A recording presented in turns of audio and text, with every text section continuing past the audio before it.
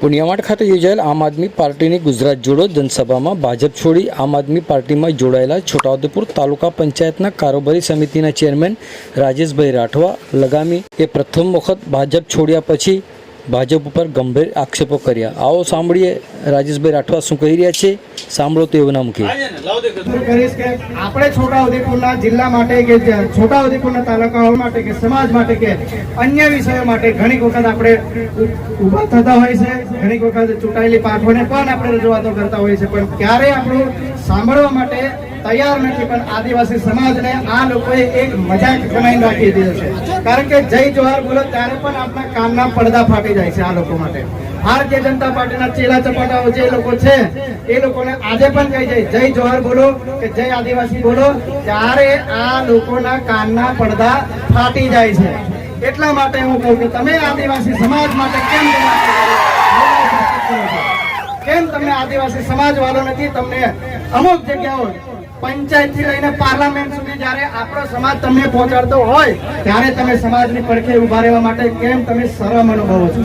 મારે આ કેવું છે, આજે ભારત નદીનો બ્રિજ હોય છેલ્લા 3 વર્ષથી કોઈ તમે ભારત નદીનો બ્રિજ તૂટ્યો છે એના માટે એક પણ નેતા ભારતીય જનતા પાર્ટીનો ચૂંટાયેલી પાંખ હોય કે કાર્યકર્તા હોય કે હોદ્દેદાર હોય કે જિલ્લાથી લઈને તાલુકા સુધીના તમામ લોકોએ કોઈ પણ અવાજ ઉઠાવવા માટે તૈયાર નથી। અને આ લોકો માત્ર ને માત્ર હિન્દુ મુસ્લિમ કરીને ઝઘડા કરાવી દેવાના છે અને પાછલા બારને આ લોકોના ધંધા એક જ જગ્યાએ ચાલતા હોય છે। આ લોકો એકબીજાથી પાર્ટનર હોય છે અને આ લોકોને આપણે જોવાના હોય, મુસ્લિમ લોકોના જોવાના હોય કે હિન્દુ સમાજના જે આદિવાસી સમાજના જે જોવાના હોય, આ લોકોને બસ હિન્દુ મુસ્લિમ રામ મંદિર કે આપણે કોઈનો વિરોધ નથી કરતા, પણ આ લોકોએ શું કરે છે, એકબીજાને લડાઈ ઝઘડા કરીને આપણને જ આપણા સમાજ વચ્ચે કે અલગ અલગ જે વિવિધ પ્રકારના સમાજો છે ત્યારે ત્યાં ઝઘડા ઉભા થાય છે અને આ લોકો આપણી વચ્ચે મજા લેતા હોય છે। એટલે મેં કહું છું ભારતીય જનતા પાર્ટીના લોકો તમે માન્ય શ્રી નરેન્દ્રભાઈ મોદીનું નામ ડૂબાડવાની આરે છો તમે। એટલા માટે કહે કે ખરેખર તમે કોઈ લાગણી હોય સમાજ માટે જો હોય ત્યારે તમે આ બ્રિજ માટે કેમ નથી બોલ્યા? પુણ્યાવટ એકલા એ મોડેલમાં ખાલી જમવાનું બિલ મહિને 20 કરોડથી વધારે ફળવાતું હોય છે, પણ મીડિયાના મિત્રોને પણ ખૂબ બીજા બધા શાસકો મને આપ્યો છે ને હર હંમેશા આપતા આવે છે, પણ ક્યારેક એવી બનાવ બને છે કે મીડિયાના મિત્રોને પણ આ લોકો મજબૂર કરી જશે અને હર હંમેશા મારી સાથે મીડિયા જગત મારી જોડે રહ્યો છે। અને આ લોકોએ જ્યારે જ્યારે સમાજના પ્રશ્ન હોય કે સામાજિક મહાપંચાયત ભરતા હોય કે કોઈ સામાજિક કાર્યકર્તા તરીકે જય જોહાર કે જય આદિવાસી કે આવા નારા બોલતા હોય ત્યારે પણ આ લોકોને મેં ફરી વખત કહીશ કે કાનના પડદા તમારે કેમ ફાટી જાય છે? કેમ તમને આદિવાસી સમાજ વાળો નથી? પંચાયત થી પાર્લામેન્ટ સુધી પહોંચાડનાર આપણો જ સમાજ છે, આપણી જ અહીંયાની વ્યવસ્થા જે ઊભી કરેલી છે એ જ લોકોએ તમને પંચાયત થી પાર્લામેન્ટ સુધી પહોંચાડતા હોય છે।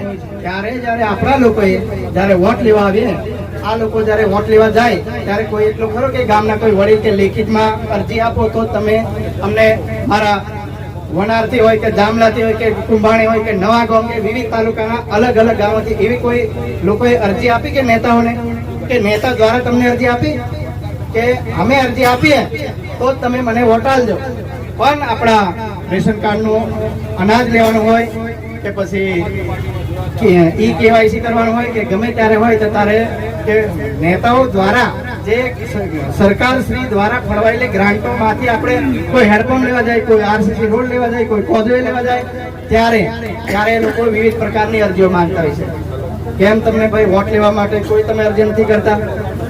કેમ તમે કોઈ વોટ લેવા માટે ત્યારે કોઈ આજે હજુરી તમે પગે પડી જાઓ અને આપણો કાર્યકર્તા જ્યારે તેમના કાર્યાલય પર જાય ત્યારે તમને ફોન તક ઉપાડવા કે 2 મિનિટ મળવા માટે એમના માટે સમય નથી અને એકબીજાને સાયકોલોજી ધમકી આલીને કે તમને પોલીસ આમ કરી દેશે તેમ કરી દેશે, જરી બે અવાજ ઉઠાવે એટલે તરત જ પોલીસને કહેવાનું પણ। અને પોલીસના મિત્રો પણ આદિવાસી સમાજના જ છે ભાઈ, બરાબર? એટલે ગમે ત્યારે કઈ એવું થાય ત્યારે સમાજને પણ સાથ સહકાર આપજો।